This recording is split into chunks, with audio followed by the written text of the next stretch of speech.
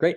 So welcome to training number 2. Today we're talking about the why part of our geek philosophy new facilitator training. So why do we do what we do? Why is having philosophical discussions important? And we're going to be thinking about this in the context of what we're calling intellect, or what have been called intellectual virtues, which is that handout that was provided to you via email or some other source before this. Even if you haven't had a chance to look that over, that's okay. You can either, you can look at it as we're talking, or we're going to be diving deeply into that as we go along in breakout groups.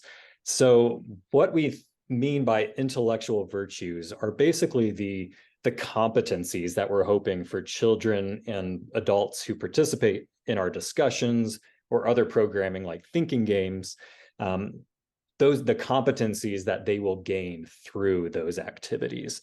So we think of the 4 C's of our discussion oftentimes, caring, collaborative, creative, and critical. And that's how we have a discussion, but those are also things that we're hoping people will get out of the discussion, that they become more creative, that they can look at things more critically, that they do so in a collaborative manner, that they're more open to collaboration, and that might lead to things like empathy or finding commonality with people. That's generally what we mean by these competencies or these intellectual virtues. And you'll see as we go through this list that some of them are very broad and general, like be empathetic. And then some are a bit more specific of like, what does that mean? What does it mean to be empathetic? What are some other competencies that you might gain in the process of becoming more empathetic?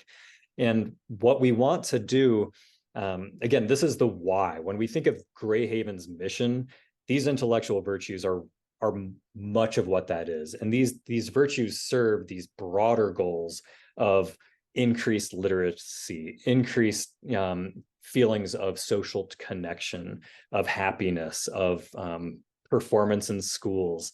Those sorts of things are what we point to as outcomes of Greyhaven's discussions and P4C discussions, but that these intellectual virtues are really the individual and community competencies that are gained, and that might even mean more in a lot of ways. They're really what makes you you, and we're hoping to expand that definition of you or self a little bit, self and community as well. So Kelly, Robin, do you have anything to add on top of that quick introduction of intellectual virtues? No, maybe that these are modeled rather than taught. But they're sort of modeled and taught. Like if you can't look at a 5-year-old, or you can rarely look at a 5-year-old who hasn't been through as some time in P4C and say, be empathetic. They'll look up at you in bemusement, like, be empathetic. But if you say, hey, that you just did a great job showing empathy, you were very empathetic there. Do you know what empathetic means? And then the whole group gets to know eventually what empathetic means. And you're modeling it too. Like, you show empathy all the time, even when they're coming in, and we have some way in every group that allows the kids to check in. Whether it's, so what have you been up to last week, or our fandom moments that we do in Greyhaven's YA. And a lot of times they just want to tell you something like, oh, I got a haircut, or, oh, I went to a birthday party, or I got to pick some strawberries, or whatever. I'm at Brooklyn and with my grandma. I'm in Brooklyn with my grandma. So those kinds of things. And that gives you an opportunity to jump in and say, what was that like? I've always wanted to go to Brooklyn. Oh, do you like strawberries? I love strawberries. And just show yourself showing empathy. like, oh, that sounds like so much fun, or oh, I'm so sorry you didn't get to go on the ride that you wanted to, anything. And then eventually they start to encourage each other to be empathetic, and they'll even say like, that's not very empathetic. So it's a matter of modeling that then you teach through modeling. Yeah. Well said, Kelly.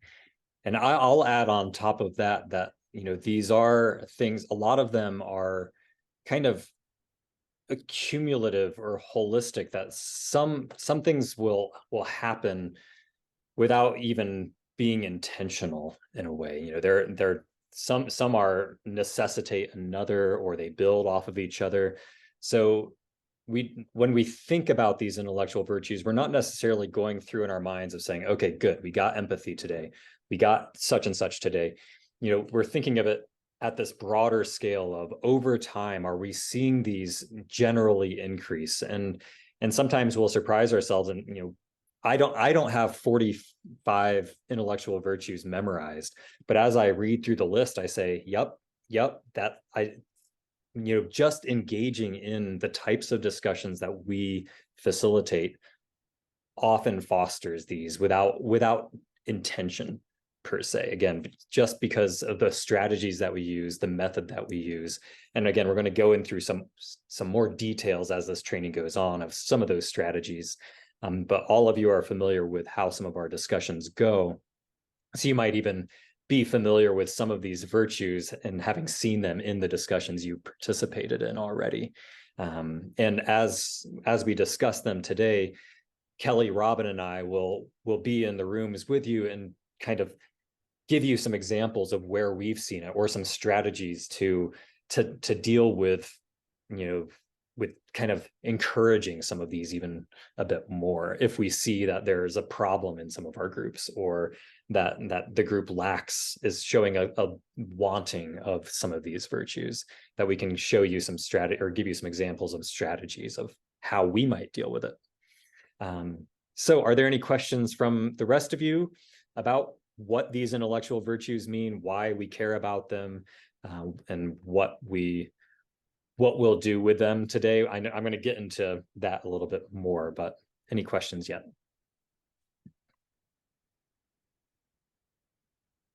I'd like to add something. This is very related to the idea of a community of philosophical inquiry, or a COPI, because you can't talk with people on a regular basis and share your deepest ideas unless you have trust. And you develop trust through practicing some of these virtues, and people change. Sometimes it'll take a long time. It takes a long time to develop a community of inquiry. Sometimes it takes a long time for a kid who has not been shown love, who has never been told that they are worthwhile. I had kids who say, I'm a bad person, I'm a criminal. And, I've had classes full of kids who say that. And all you can do is say that, I believe in you. Let's read a book of on this theme maybe, and we'll talk about it more, because I talk to your teacher and I watch how you are, and I have to disagree with you there, and I'm going to give you some reasons why. But they come in with beliefs about themselves, and they're just projecting those beliefs onto other kids and onto you. And so it's just a matter of patience. If you're telling them how great they are, then they're going to start telling each other how great they are. Yeah. Great. Okay. Right.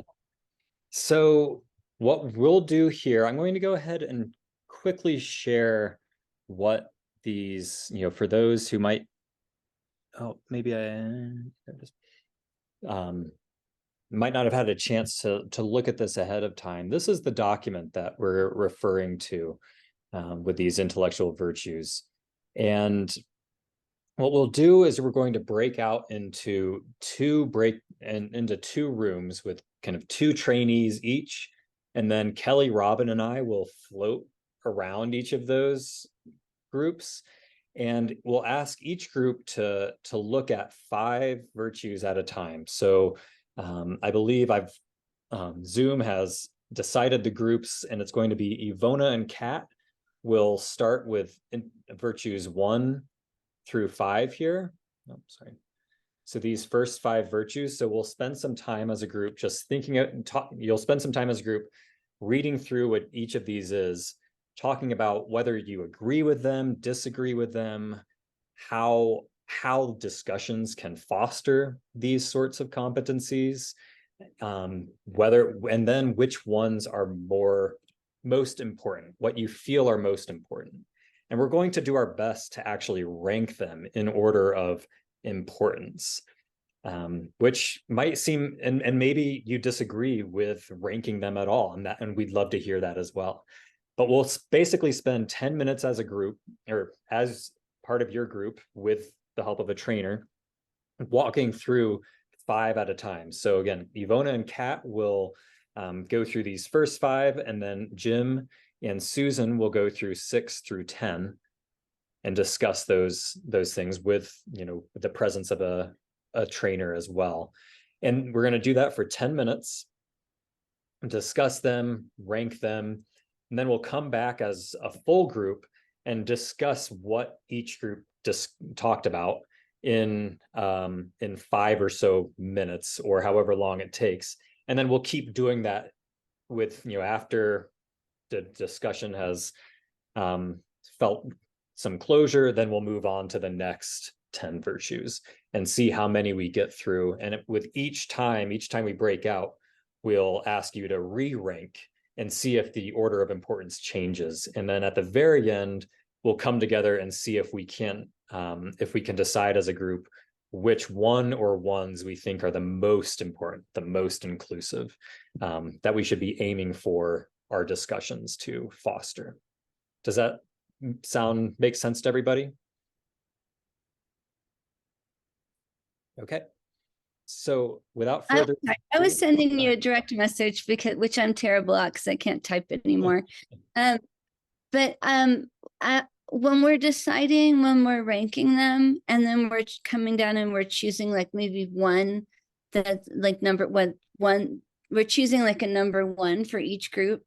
Is that like a way of that we as facilitators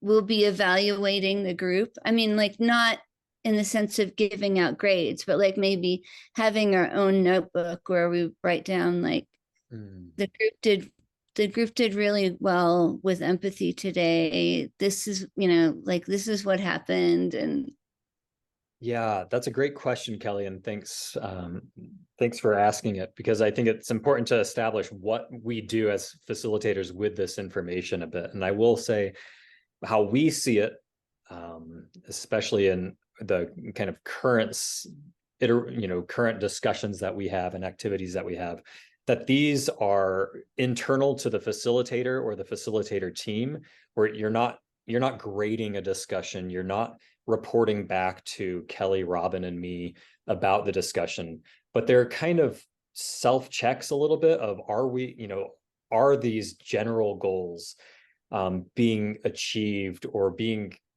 are we moving in positive directions towards these? And you just kind of are thinking about that with your own group, your own community of inquiry.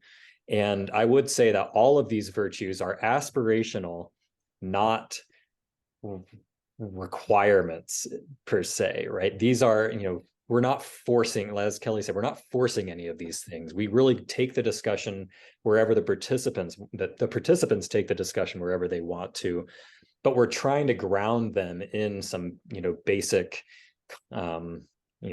ways of having a discussion, of following this general practice, which we think encourages these competencies or these virtues, but it's not as if if you don't feel like they're becoming more empathetic or becoming more self-examining, that you're failing as a facilitator or that they're failing as philosophers. It's purely just a bit of a roadmap, where our roadmap is a bit of going anywhere as long as we're building to these bigger ideas, and that this is just one way of checking whether you're seeing the benefits of building to those ideas, and allows you to check in with yourself to potentially to make some adjustments. If you say, oh, I really think we're hitting a wall where we're really just talking about the concrete all the time, then we are here, Robin, Kelly, and I, and some of our old facilitators, to have those conversations with, of how do I get past this, things like that. But again, aspirational, not required per se. Does that clear that up a little bit?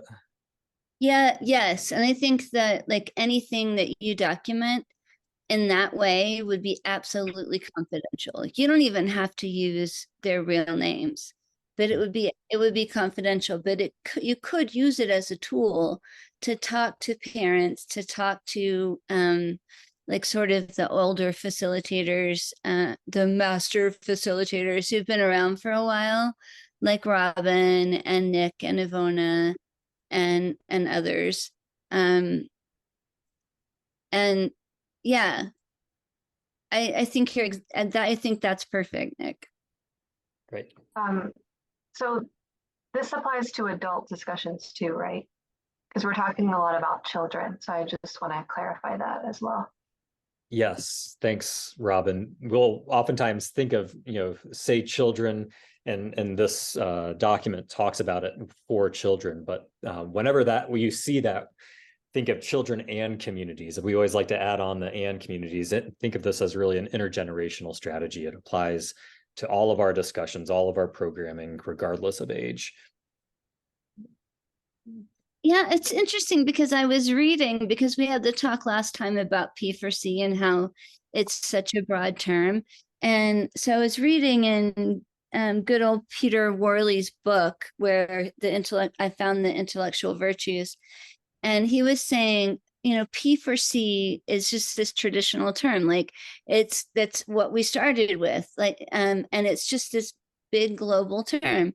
And so that's why we use it. But sometimes we have to be more specific, and we'll say like PC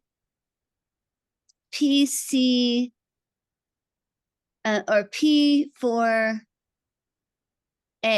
like, or PWA, like philosophy for adults or philosophy with adults, or P4C or philosophy PWC, philosophy for children, or sometimes people will say philosophy with and for children, philosophy with and for adults. But you know what? I think like, unless we're I think if it's not specifically for children, a lot of our groups are intergenerational, and I'm really proud of that.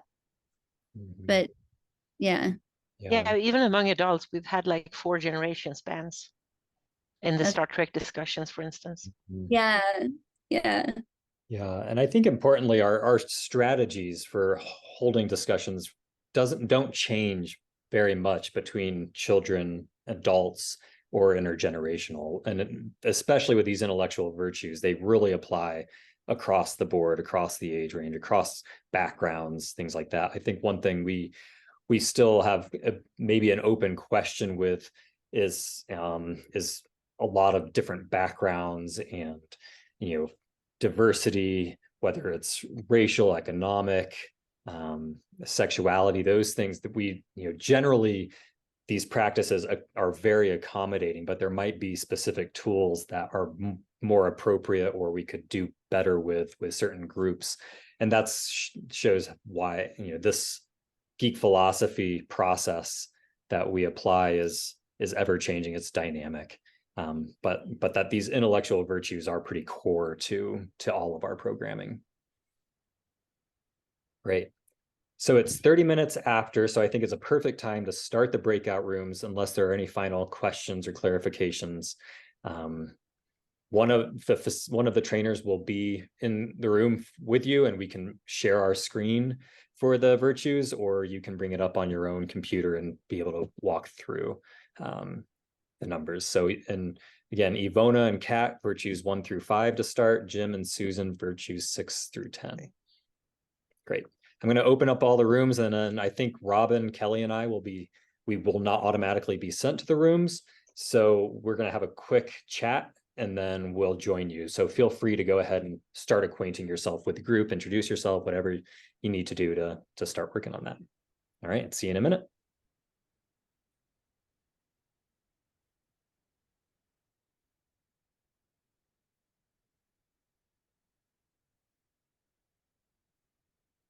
Okay, I'm not sure how the recording goes. I doubt that it's actually going to record each breakout room, but maybe it will. I hope so. So, or maybe it's only the one I'm in, but hi, Robin. Sorry to throw you. Right, there's 2 rooms, There are 2 rooms, yes. the 3 of us, okay. So I think we should just jump around, or like each time we break out, we'll go to a different group, basically, maybe. I don't know if anybody has any preference for who they want to move to, or which virtues that you want to help most. 1 through 5 is like intellectually sensitive, socially sensitive, discerning, selective, and empathetic. 6 through 10 is collaborative, creative, coherent, articulate, develop ideas. I don't have a preference. I'm not feeling very mentally focused right now, so if I could be in one of the groups that one of you are in, okay, that'd be better for me. Okay. Sorry. What we could do is we could just like pop into the different groups like every once in a while. You know, like I see that nobody is in this group, so I'm going to pop into this group for a minute, and then I'm going to give them some time to be alone, and then I'll go to another group, maybe even if Nick is in there, and like just give them as much time as possible to be alone, but just pop in and check on them. Okay. That sounds good. And I think for the first one, we'll do 15 minutes. So 6:45, we'll try to close and bring it back to the whole group. Does that seem, it's short, but in order to get through the larger list, or a portion of the larger list, these are sorry, so what is the plan? We just want to see if we can, there are 45 virtues. We won't be able to get them all, but I think these first 10 are some of the bigger, more umbrella ones. So I want to give a little bit more time. So maybe 15 to 20 minutes. I don't know if I can message you. I might message on Slack to see whichever group I'm not in, like, do we need more time at 6:45? But likewise. So, but I want to hop in there before too much more time passes to make sure they're all acquainted. So Kelly, do you want to do more of the creative, collaborative, develop ideas, or sensitivity and empathetic?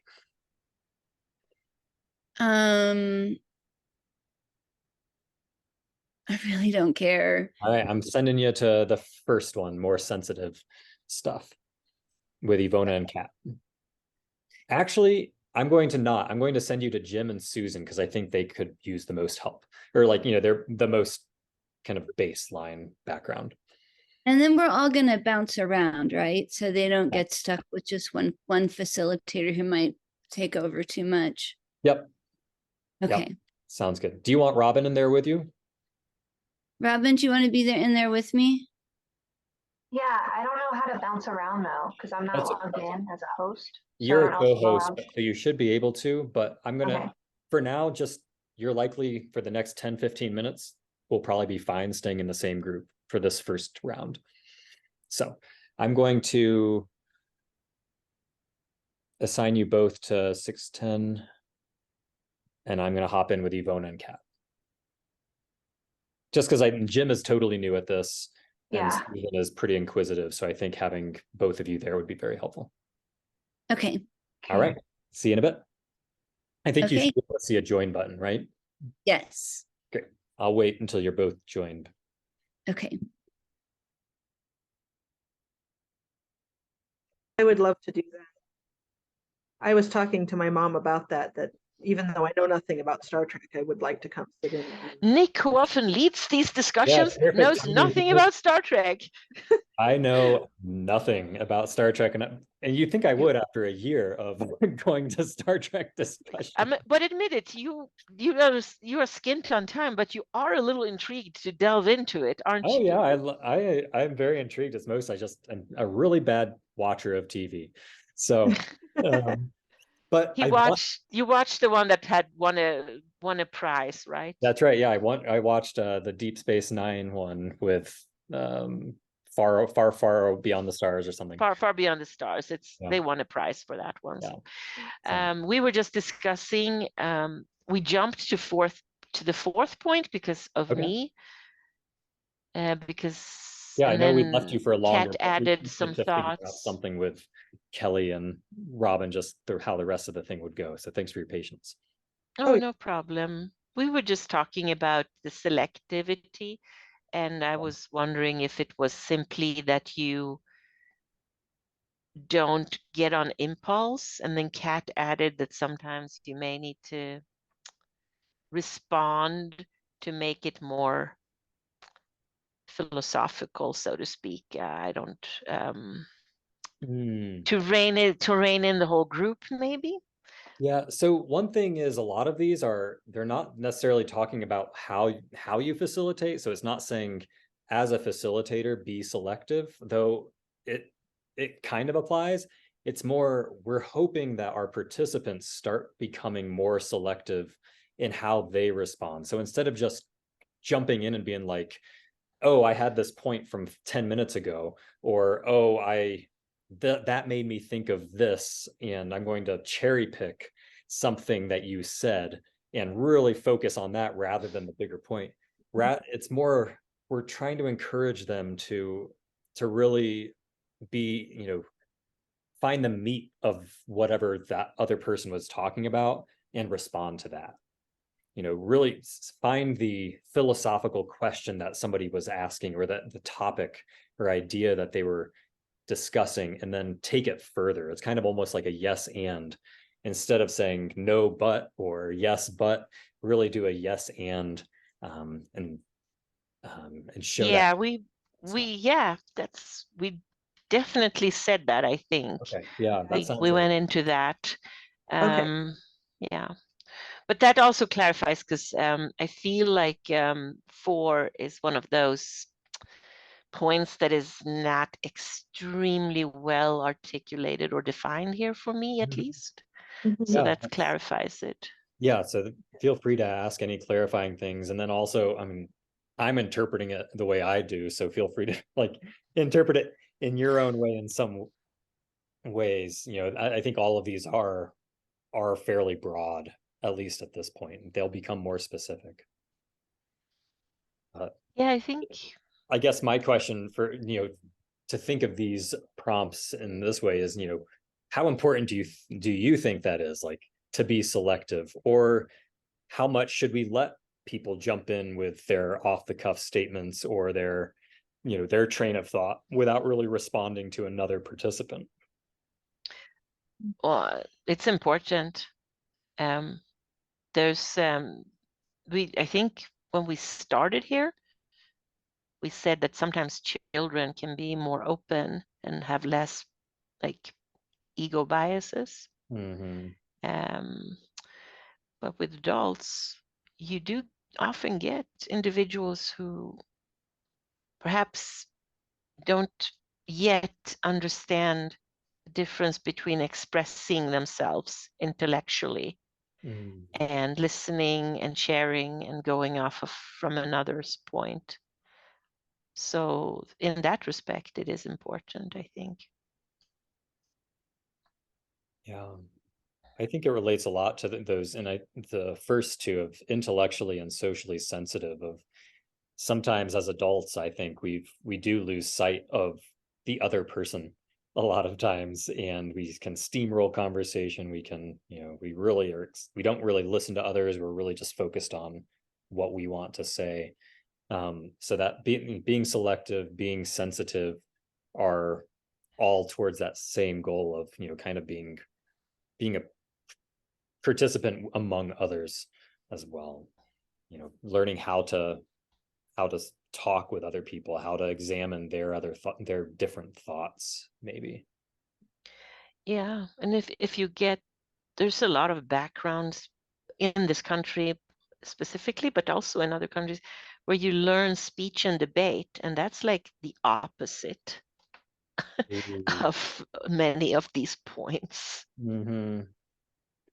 Yeah, I think Yeah. I love that point of like, how do we, a lot of people will come to philosophy thinking of it as we're arguing, we're debating, we want to win. And I think how I see it is the goal is progress, not victory. And you can only progress if you're doing it collaboratively in a way. This is the only reason that the main reason that I'm here, because Kat and I were in a discussion once upon a time, like 5 years ago, and among adults, reasonably intellectual adults, and it went awry. And I just remembered how important Grey Havens is. Like that viewpoint, myself didn't do too well in there, because as I could have, this was long before that was the discussion where I understand what Grey Havens and P4C is doing, like hands-on, practically. And I was too uneducated to go in and make it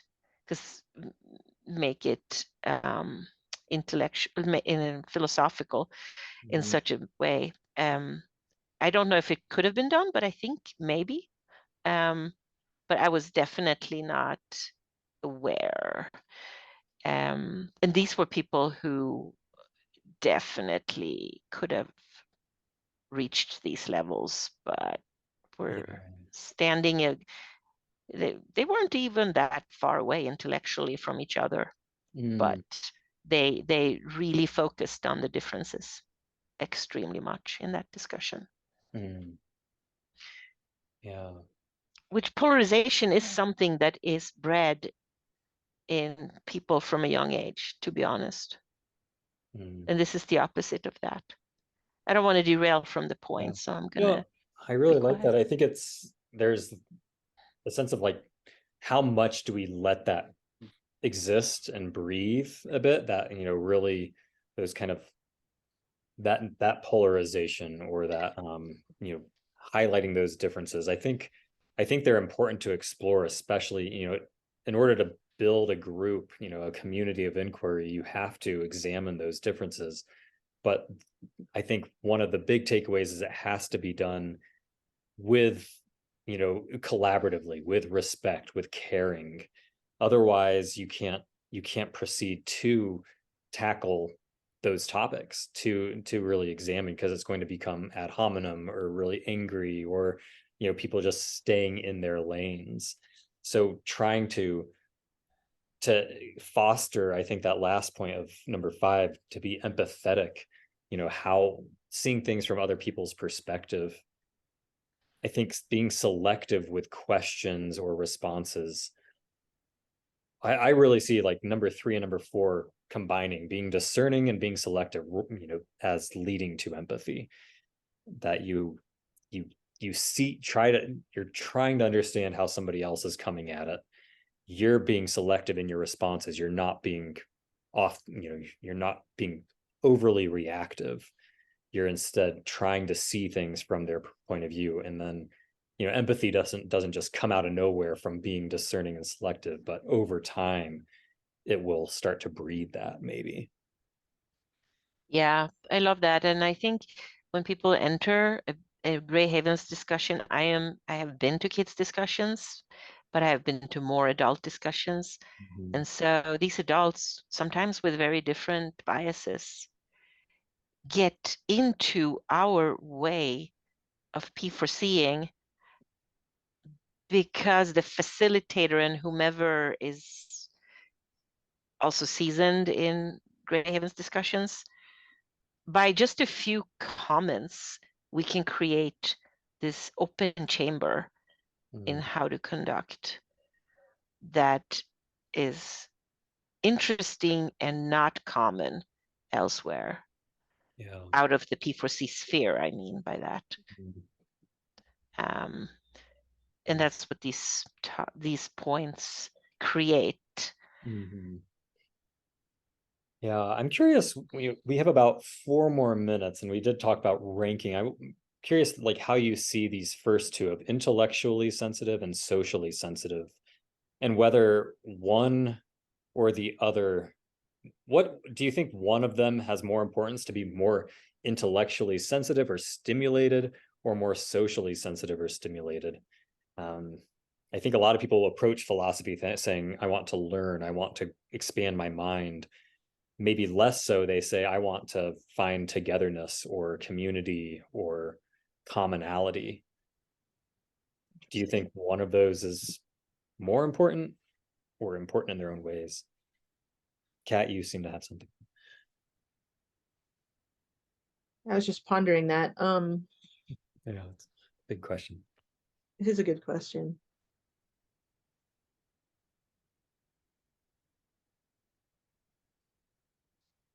Because I feel like that's kind of two different questions, whether people are coming for one more than the other, or whether we're trying to teach one more or the other is two different questions. Mm. Yeah, and I would say one thing that we talked about last time is, or I think Kelly brought it up, that however much P4C will oftentimes say it's a method of teaching, we really are not trying to teach anything, and it's like the strict definition of it. Like, that's why I struggle to use words, but I oftentimes use words like foster or engender. We're trying to kind of lead people to a certain way of Cultivate more, cultivate. Yeah, I love that. I'll start using that all the time now. like we do a garden. Yeah, and I think so. To me, it's hard to rank any of these because they are so intertwined, and like we Right. want to cultivate intellectual stimulation and sensitivity, but also cultivate social. And I don't think you can do one without the other as a group a lot of times. But one thing, I know I'm dominating a lot, but I No. think of the intellectual sensitivity. One of the things says, critical, logical, semantic. One thing that I love to do in my groups is just let them geek out a lot of times, right? Like, they're here for Star Trek. So let them talk about, the difference between a Klingon and a Vulcan in whatever way they want to. And then, I let that breathe, and it's 10 minutes of time, but that's oftentimes the most engagement. And then you start to say, okay, well, let's pull that out a little bit. When we're really talking about these semantic differences, what are we really talking about in more of the abstract, the kind of more societal or cultural or whatever? So Yeah. springboards to these other things. And, so that creates an intellectual process of geeking out. Somebody's learning some new fact about Star Trek potentially, or they're resolving a fact, or they're arguing over a fact. And they're also creating some sort of camaraderie or connection with each other based on that commonality, because at the center of this is that concrete core of Star Trek and why everybody is there. And we don't want to lose that. We do go far beyond the topic sometimes, though. Oh, Like, you could get intellectual fodder from daily other things that are in our daily reality. I just wanted to quickly add that for certain discussions, such as the one that me and Nick often have run into in the Star Trek community, people come in, are drawn to those. They're already intellectually, often, this is not a complete fact, but they're often intellectually pretty sensitive and ready to go in different directions, but they get socially, they find themselves learning some social stuff, or that's where that deficit might be, or that inexperience, I should call it, rather than deficit. So they're like, but that's that type of group. You might get other types of groups but they're like all ready to go all kinds of ways. Intellectually, they're super open, but then socially sensitive, what? They have something to explore there. Might be different with children, actually. I wouldn't be surprised. Very much so, I think. Oh, yeah. Well, and it depends on the age of the children. And, I don't know, Nick, if you know, my background is elementary education, so I work with children primarily.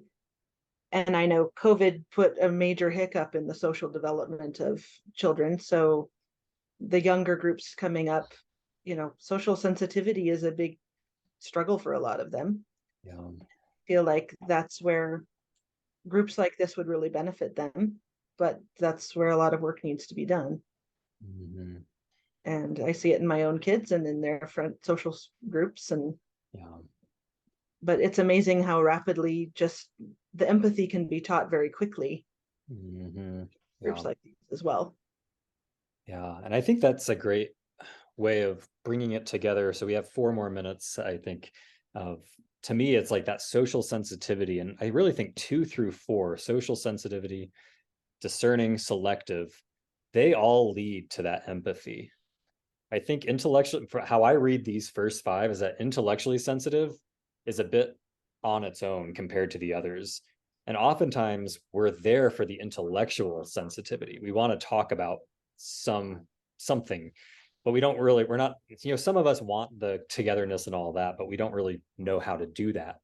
But by discussing the intellectual, we get all these others.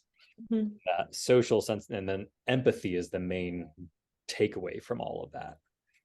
And I think it's as important, if not more important, than any intellectual growth, any critical thinking skills, anything like that. But that's just me. No, I ranked very quickly, but I wanted Kat to get a place here because you haven't been to as many of these things as I have. But I ranked 3 above 2. No, I'm sorry, 2 above 1, I guess is what I meant there. Yeah. Because, I just think that intellect and curiosity and sensitivity gets very rewarded still in our society, but social sensitivity is overlooked even in those groups. And here I will go out on a limb. I'm not going to hijack anything by it, but I will say those groups that I myself belong to that flag social sensitivity as a virtue and inequality and all those things, they are socially not sensitive in their ways as a social justice warrior or whatever. So I think that is a tricky one that's so important but overlooked. Those that flag protecting the weak, being socially sensitive, are often not. They cancel people and it's like, what does that do to our culture, really? You are not too much of too much of the social sensitivity could also be alienating or isolating, creating these bubbles. And that, I know we struggle with that with a lot of Grey Havens programming, that we attract a certain type of person, a certain, especially living where we do, that we get a lot of similar political philosophies and values, and that we have to, we're not actively fighting against that, but I think keeping that open mind, preventing this echo chamber is an extreme way of taking social sensitivity in a way. Does that sound right, Ivona? Is that what? Yeah, it does.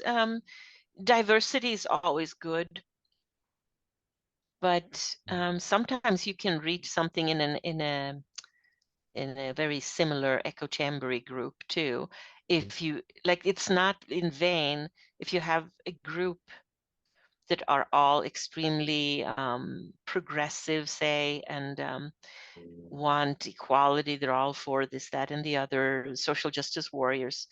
You can, by the way you conduct a discussion, and I haven't, but I've listened in enough, like you and Kelly and whatever, make them actually reflect on how their own Mm, behavior? yeah. Does it resonate with what they're actually trying to cultivate? Yeah. Great.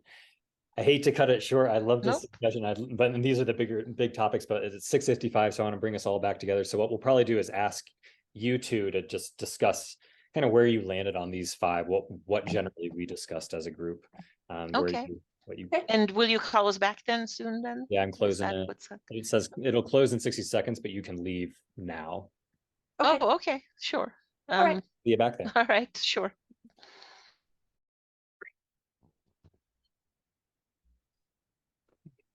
Hello again. All right. They might be this, it gives I can never remember how Zoom works when I don't use these tools all the time. So I didn't want to just like yank them. So this gives them 60 seconds to wrap up. So we can continue wrapping up ourselves if you want to. Okay. Any final thoughts that you or just wanted to discuss before you. I guess one of you might need to lead off as kind of the spokesperson for the group, if either of you want to volunteer for that. I think Ivona was summarizing well. Well, I don't know that, but we can try. Voluntold. I don't have strong feelings about it one way or the other. Okay, great. Okay. I think it'll be pretty communal. So great.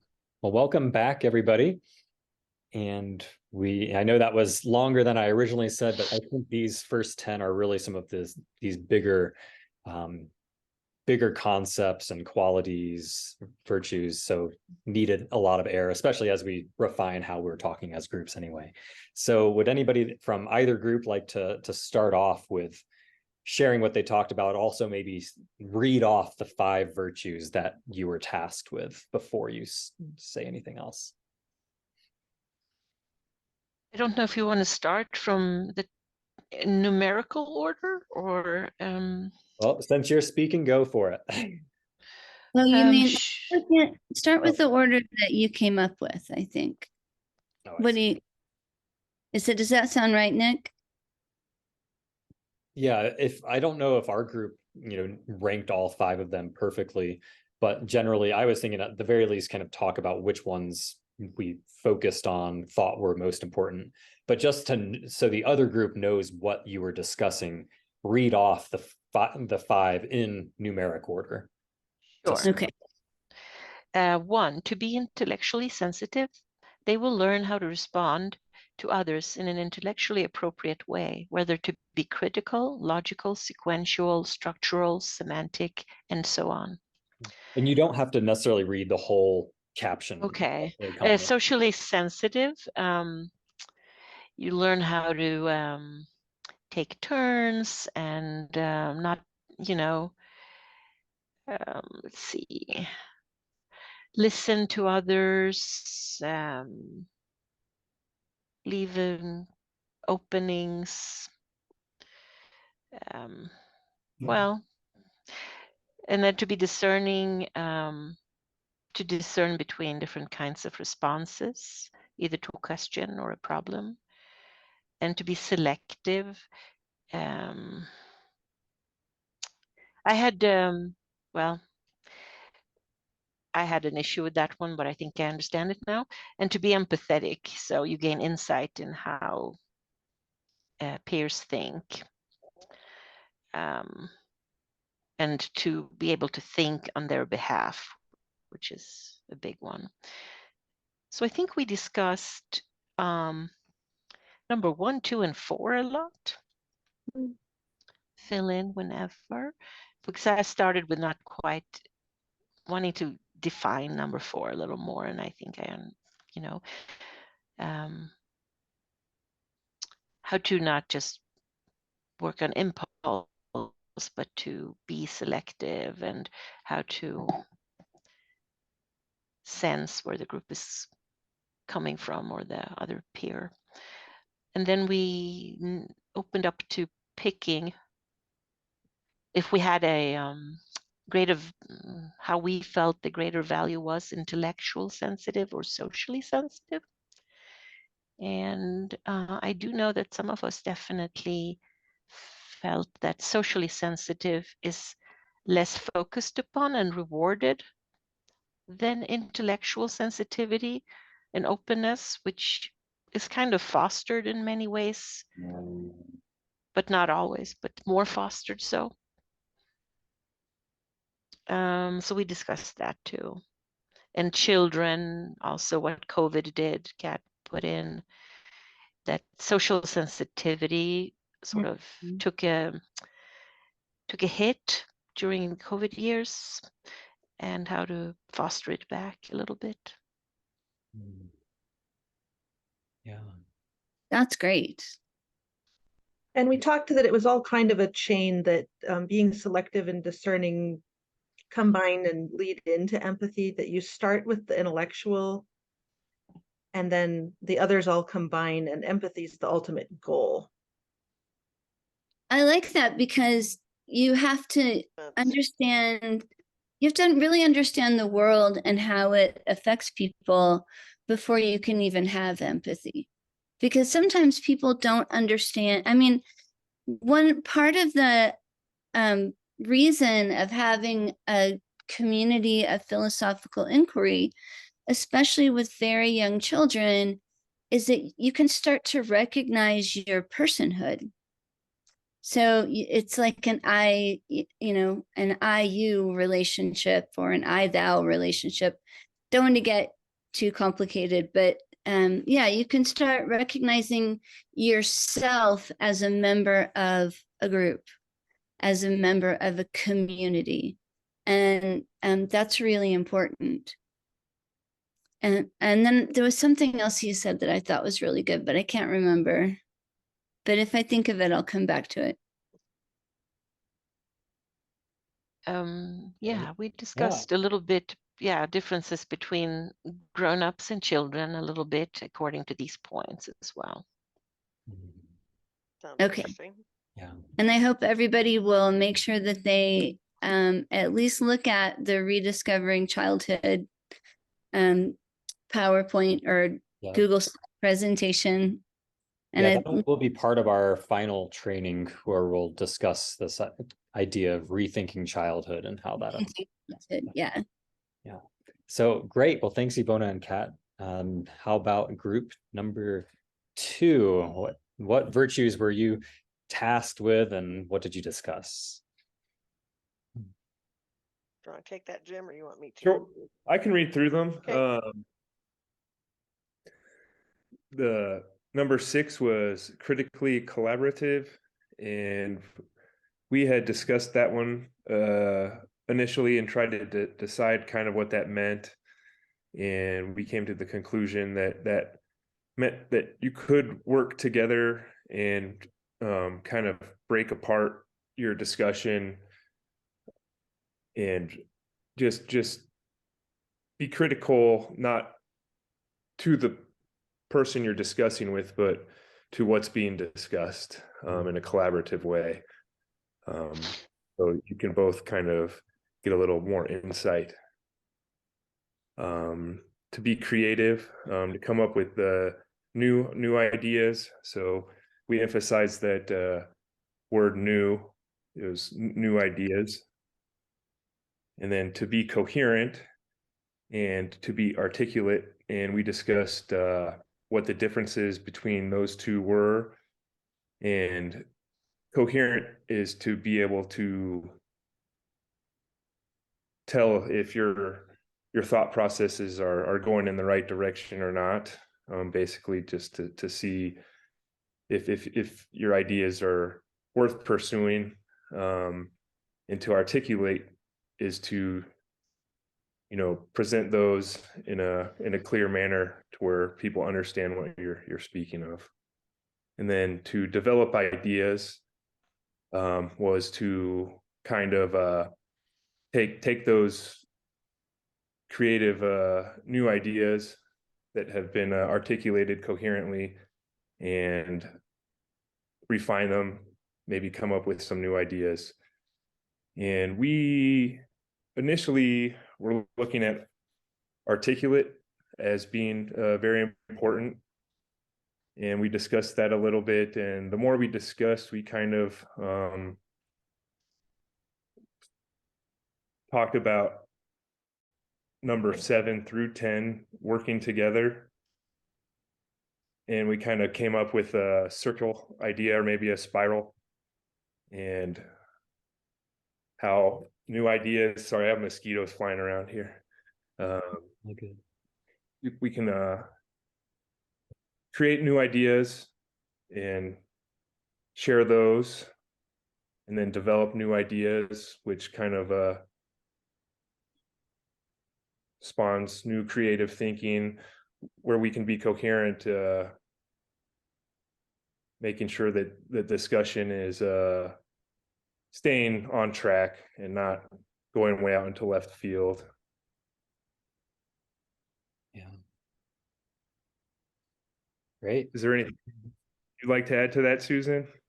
Well, no, I think you did. It's just, we started out trying to do what was the most important, and we couldn't really decide that one was more important than the other. It just seemed like they all followed, and that eventually you'd come back to the beginning again, but maybe further out in the spiral, I guess, is the way it felt to me.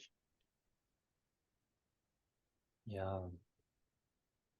I like that. I really like the idea of that spiral structure of how things, some of these virtues kind of build or work together to achieve these larger things. I think, there's almost a direct line between being, creating new ideas and developing ideas, but it's not so direct because there is that, that coherence and that articulating that's needed in order to develop. That these tools are kind of necessary before that other, developing Yeah, ideas. it seems like none of these things are standalone. Yeah. Yeah, exactly. And it almost seems like you could start from any point, and then as long as you stay on the spiral, you can keep going through them over and over again. And I love the way you did that. Like you would be like, oh, this seems really important, but this is important too. So this, this could be here, or this could be here, or what. And it was really really cool because it made it very flexible. I'm curious, as in interest of time, of bringing these 10 virtues together a bit, and how you think we might do that. I think, Ivona and Kat were really thinking about kind of the social sensitivity, the empathy developed in these discussions, whereas your group, Susan and Jim, was really thinking about ideas and creations and creating them and developing them.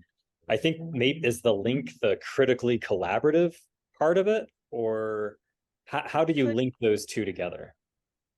Well, and that struck me when I read all 10, that those first 5 felt very different to me than the next 5. The next 5, the ones that we were talking about, seemed somehow more concrete than the first 5. The first 5 were more about feelings, and whereas the second 5 were more about the process of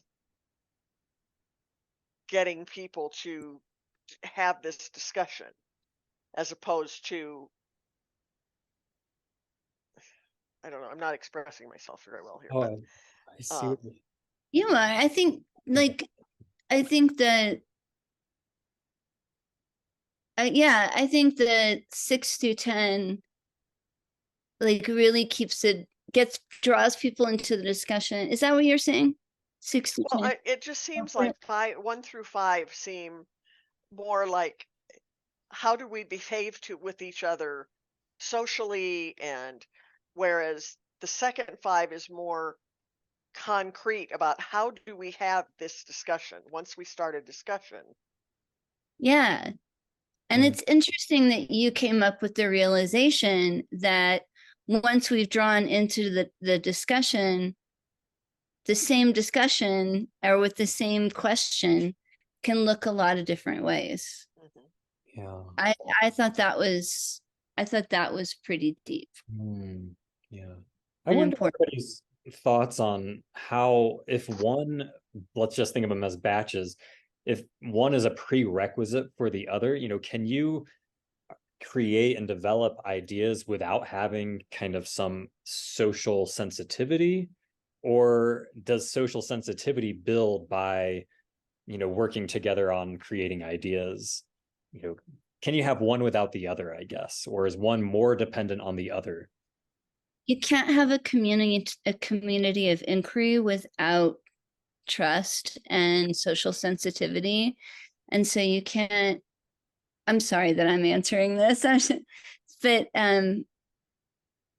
yeah, so you can't have a P4C discussion without social sensitivity and everything that it needs to, everything that's needed to build a strong, empathetic, trusting relationship. Yeah, you can do 6 through 10, and it could be really nasty. Yeah, exactly. Exactly. It could be, you could express your opinions very articulately and very coherently, and you could be horrible. Yeah. Whereas if you do the first 5 in addition, then you're being kind to each other and trying to understand and be that, at least that's the way it sounds to me. Yeah. I agree with that. And I also wonder if there's, thinking of these as goals of these discussions, if you think, I think you've all expressed that ranking them is very difficult, if not impossible, because they are so interconnected, or it's so multifaceted. But do you think you would feel more personal satisfaction having your group become more empathetic or become better at articulating and developing their ideas?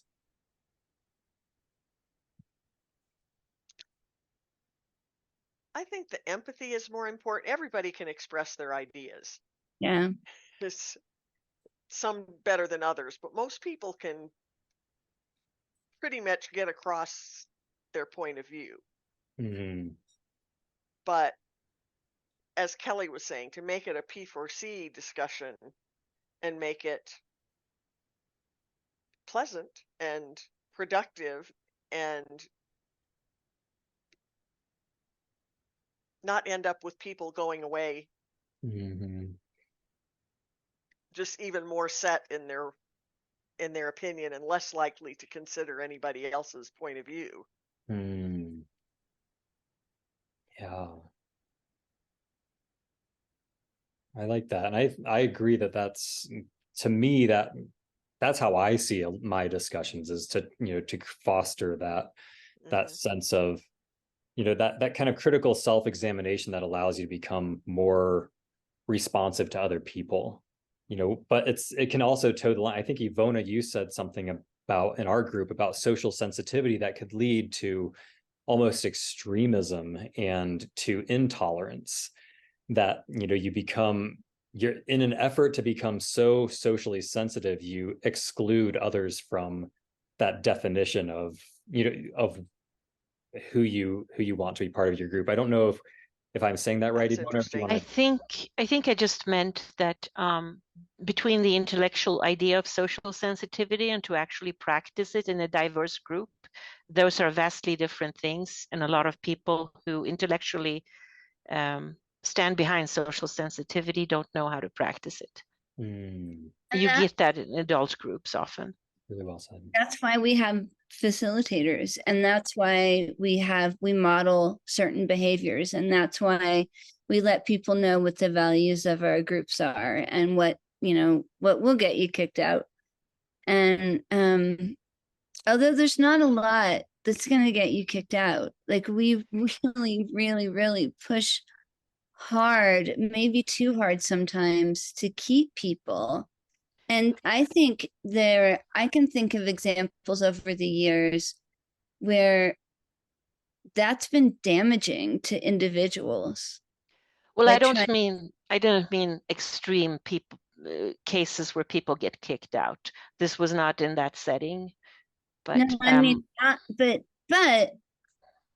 I'm saying I know that, but I'm saying there are times when not asking people to leave the group and trying so hard to keep them in the group, that some people actually get hurt by those efforts.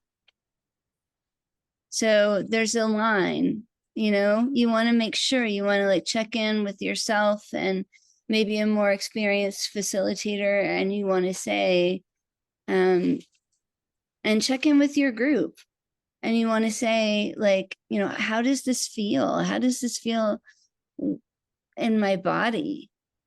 And where am I feeling it in my body?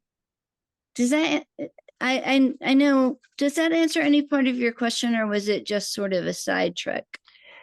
I mean, it's an important point, and I like that you raised it, but that's not what was really discussed.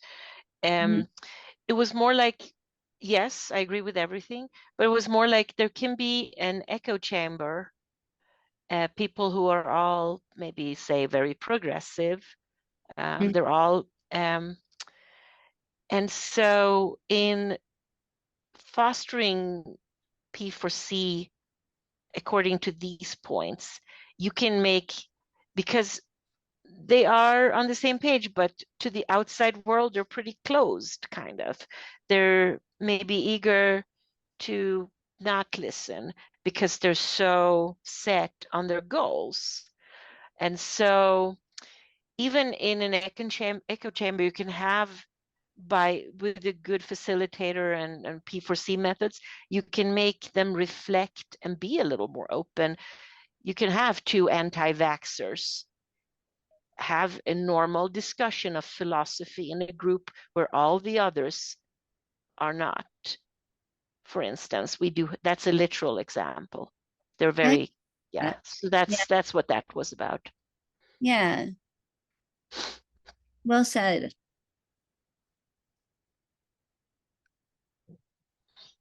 I'm trying to have some more examples. Oh, back to the original question. I think Robin and I have said for years, and you can correct me if I'm wrong, Robin, but I think we decided in the very beginning that we want kids to do philosophy, but if they form healthy social relationships in a philosophy discussion and they don't really get around to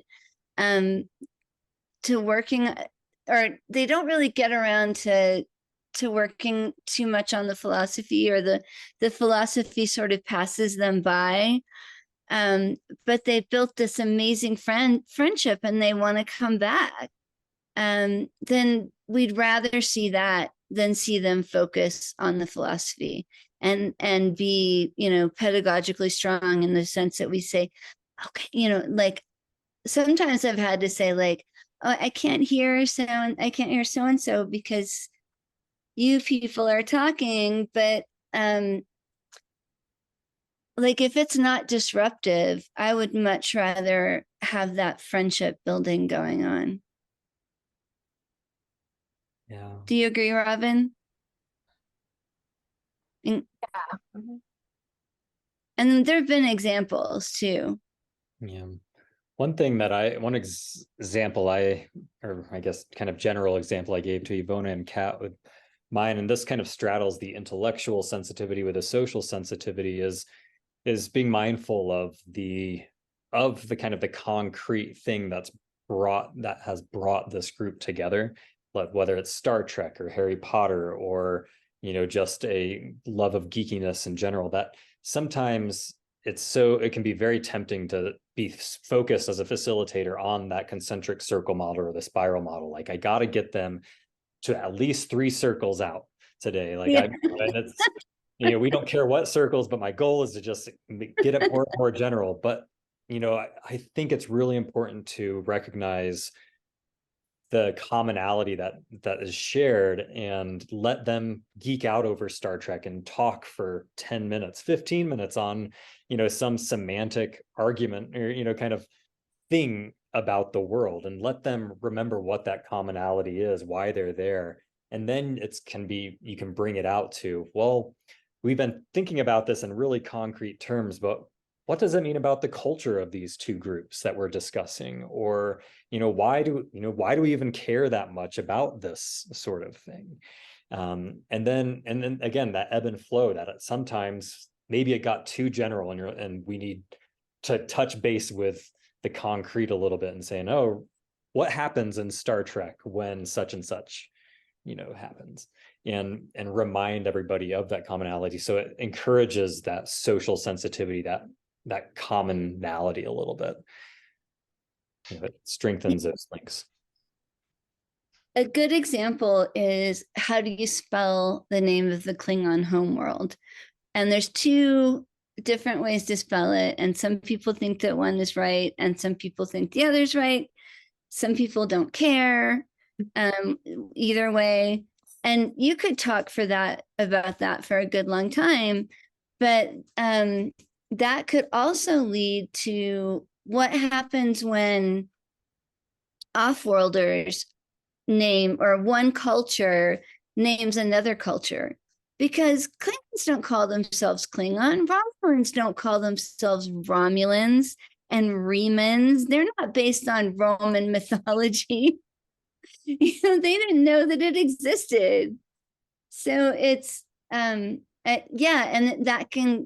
you can go from that very concrete question to some really interesting abstract questions, and it's fun. It's fun. And one thing I note with all of this conversation is that these intellectual virtues, it was actually Ivona and Kat had an initial question about to be selective, and thinking of it both, I think we can think of these in terms of both the facilitator and the participant. And for some of these, how do we want to act as a facilitator and in a given discussion, but also what we want the individuals to take away and to grow into, the qualities we want to foster. And I think both, sometimes we're talking about, as a facilitator, some strategies of dealing with it in the moment, of trying to encourage these things in the moment, but also thinking that these are also long-term goals as well. Yeah. And that as facilitators, we also, we can learn. We also need to figure out how to respond in an intellectually appropriate way, but we want our participants to do that as well. So as with the discussion, as the facilitator is a participant almost as much as they are a facilitator. And I think that these intellectual virtues showcase that a bit. And running groups that exist over the years, where kids kind of grow up in these groups, they might start out, I'm like, the story's not mine anymore. Our story time group, the YA young adult, is our longest running group. And that's been running since we started in 2013. And like and people have come and gone, but people can come back, and our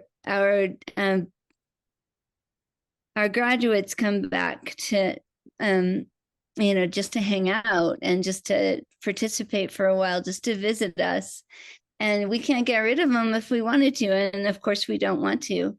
But I think all of that started these lifelong friendships, and the ability to do philosophy together, and which they do continue to do, and with others, and to think philosophically. It starts with laughter, because laughter is so bonding.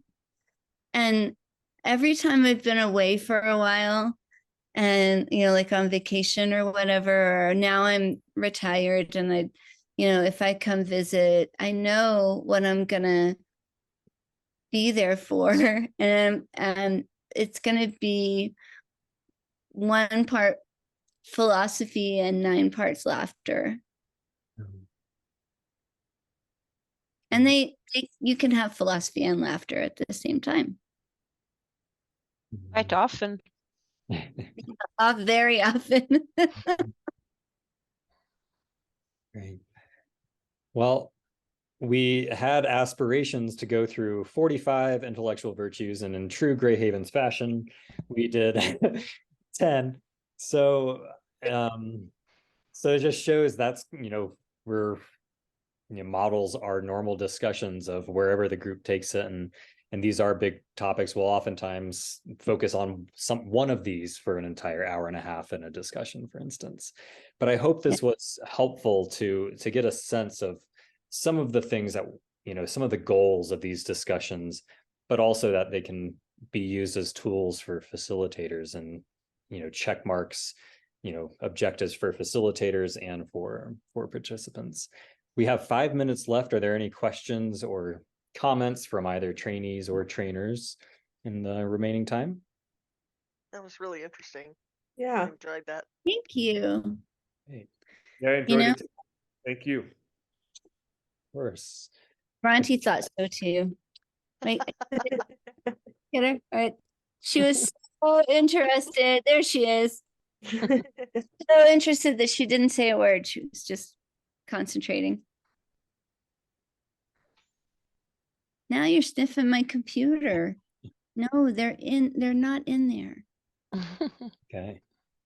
Well, thank you all so much for giving us some time on your Monday evening.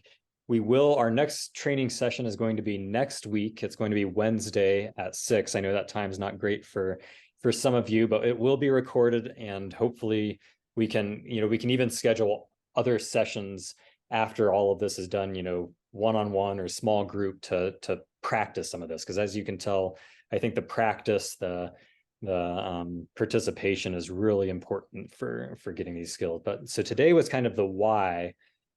Next week we're going to be talking a bit more about the what, this community of inquiry that Kelly's talking about. And I believe, Kelly, that our handout for next week is the letter to a novice teacher. Does that sound right? Yes. In terms of that. Does anybody have that? Yes, I'm about to post it here in our chat, but I'll also send it out as an email. I've printed it so many times that I do have multiple copies. That's what I was about to say. Yvonne and I went through trying to scan that and print it and copy it, and so many times. It was an odyssey. It was. Great. And I It is- think yeah. it'll be really a great session, but I think session 4, which will be in 2 weeks, that Monday, which might be better for some of your schedule, will be really great, because that's where we're going to work a lot on strategies and practice and really help allow you to kind of take a co-facilitator role and work on that and try to get a bit more comfortable before we start doing more kind of working as a co-facilitator or volunteering as a co-facilitator in actual discussions and the like. So trying to give you, answer as many questions that you might have for us, things like that. So that's the how session. So feel free to send us any emails or Slack messages or anything like that if you have any questions or clarifications, things that you would like us to cover next time, next week. And one last call for questions or comments before we close it out. Good. Good. I won't be here on Wednesdays, but I will always be here on Mondays. Great. And I'm so glad you're all here. And I'm so glad to see, Nick, your guidance. It's just been incredible. And yeah, I think you're all amazing. And I don't know what we would do without you. Yes, I do. We would close down. Yes, you are what makes this happen. So we're so excited to have you on the team, and your passion and your interest and engagement is we're so grateful for it. So thank you all once again, and we're looking forward to seeing you next time. Thanks. All right. Have a great night, everybody. You too. Thank you. Thank you. Bye. Thank you.